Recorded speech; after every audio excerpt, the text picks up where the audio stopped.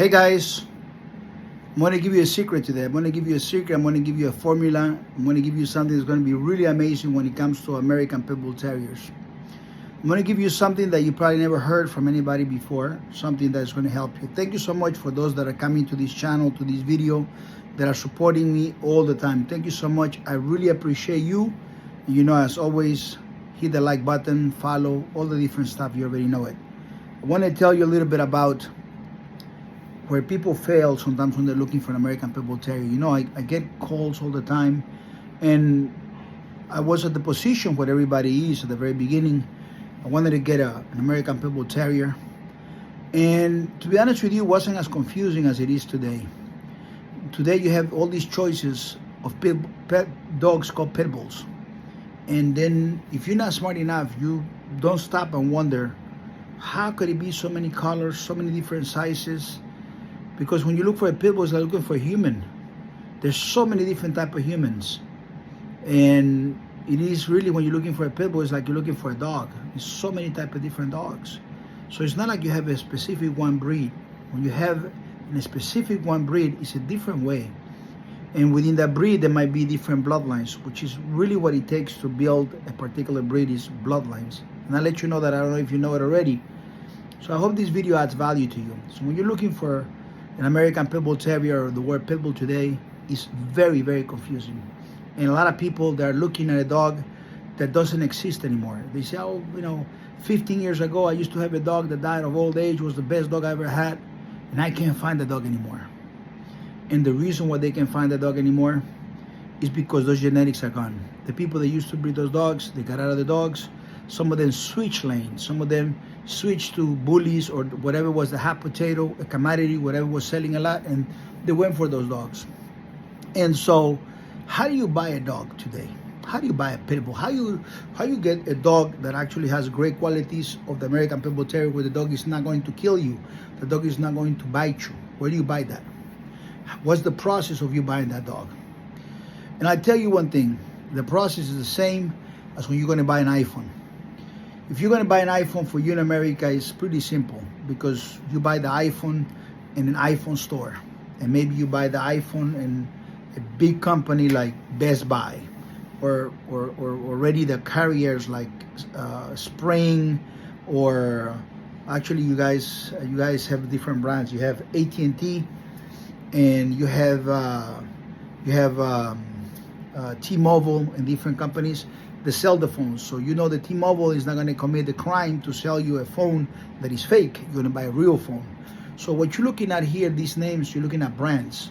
You know, T-Mobile is a brand, AT&T is a brand, Apple is a brand, but you know the phone was made by Apple. So you trust, if you like Samsung, you trust Samsung engineering. If you buy an iPhone, you buy iPhone engineering. So what you're looking for is a product that you trust. You're looking for a brand that you trust. So you don't go and buy it in some place where they're selling fake merchandise. Especially for Latin America, it's really hard for them, because they don't really buy real products everywhere. They have these, they call it ferias, these places where you buy fake stuff. And so when you're gonna buy, you wouldn't buy an iPhone from somebody, some store in the middle of nowhere. And let's say those stores were popular in every neighborhood. They had a store where they're selling iPhones, and you know these iPhones may be not real. You will look for the Apple store. You will look for the original place. So when you're looking for an American Pitbull Terrier, you got to go to what's real. And how do you find what's real? Well, you find what's real when you go to a man that, when you look at the program, everything the man has built, has created, it takes years and decades to create it.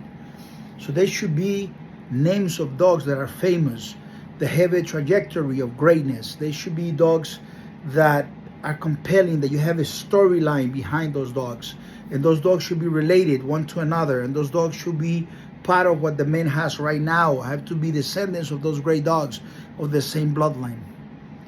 And you don't find that anymore. What you find are breeders in different neighborhoods selling dogs, or you find some guys saying that I got a dog that is bred from this bloodline.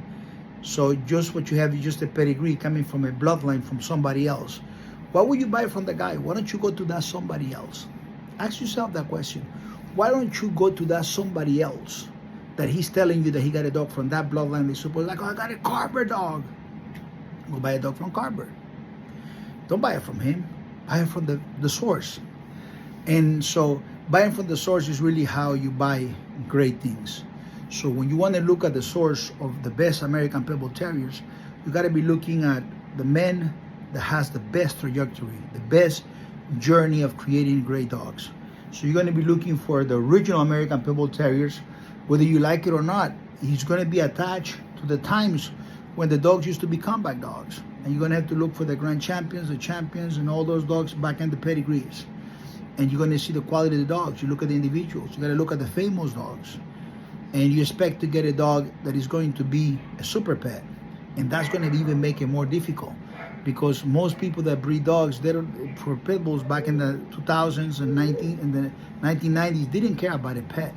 They just cared about a fighting dog. In the 1980s, 1970s, they didn't care about a pet. And so it makes it difficult. You need to find someone that has a dog that's a pet. That's a great dog that comes from great dogs. And don't limit yourself to, the parents. You got to look at the whole history. You got to look at the most powerful guy that's able to create the best dogs. Because at the end of the day, what you're going to get is the dog.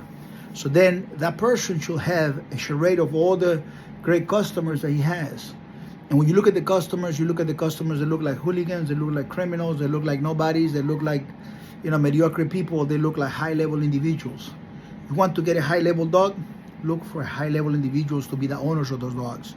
So when you do that, then you are going the right direction. And if you want one place to start looking at, 123pitbulls.com, look in Instagram, Chico Lopez, real Chico Lopez, and once you put all that together, then you come up with a conclusion that you have someone that you can study. Study Chico Lopez, study the dogs of Chico Lopez, study Ciega the Great, the Backman, all these great names.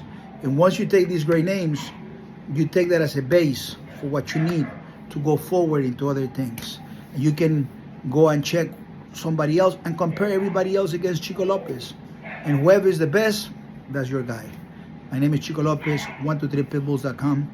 God bless you. Have a wonderful day. Bye.